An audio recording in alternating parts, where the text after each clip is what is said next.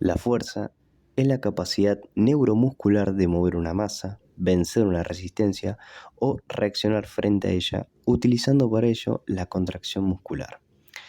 Debemos entender que la fuerza es la capacidad de generar tensión intramuscular independiente que genere o no movimiento al objeto que se le aplique la fuerza. La fuerza presenta variables fisiológicas que influyen en su desarrollo. Dichas variables van a ser la inervación, la sección transversal del músculo, el tipo de fibra muscular, el tipo de acción muscular y factores hormonales.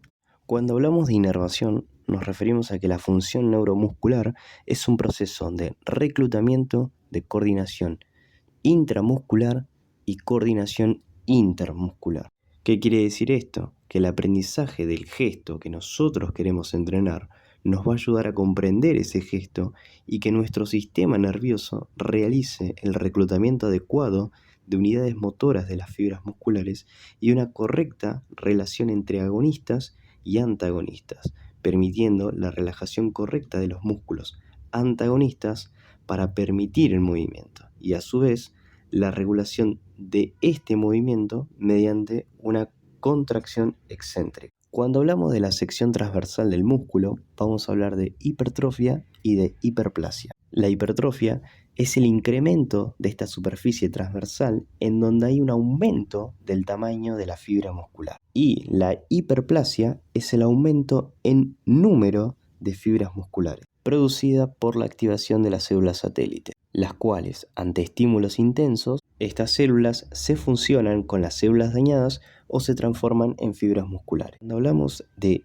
tipos de fibra muscular, hablamos de las fibras lentas tipo 1 y las fibras rápidas tipo 2. Las fibras tipo 1 tienen un metabolismo predominantemente oxidativo, están mucho más vascularizadas y al ser un metabolismo oxidativo predominan los glúcidos y los lípidos.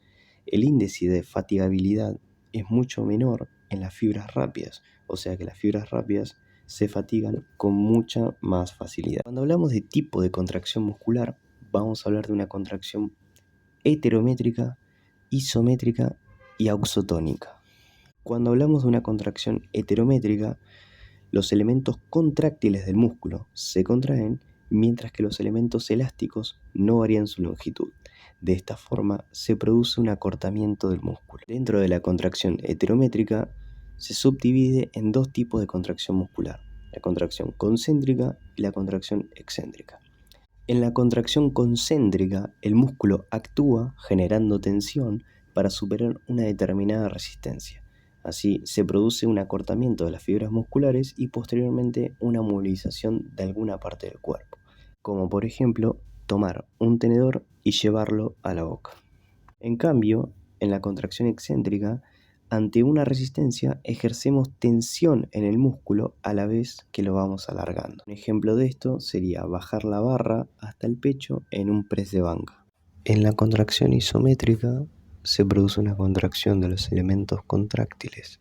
Sin embargo, los elementos elásticos se estiran, de forma que desde afuera no se percibe un acortamiento muscular.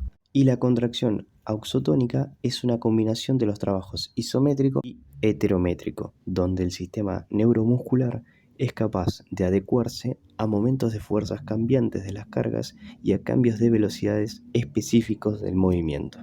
Cuando hablamos de factores hormonales, estamos hablando del índice entre la testosterona y el cortisol, donde la testosterona es una hormona de carácter anabólica y el cortisol de carácter catabólico. El entrenamiento de la fuerza genera un aumento de las hormonas anabólicas, que tienen un efecto de moderación de las fibras musculares y un aumento de la síntesis proteica después del entrenamiento. Cuando el índice de testosterona y cortisol es positivo, es un parámetro biológico que nos indica que se está asimilando de forma correcta el entrenamiento.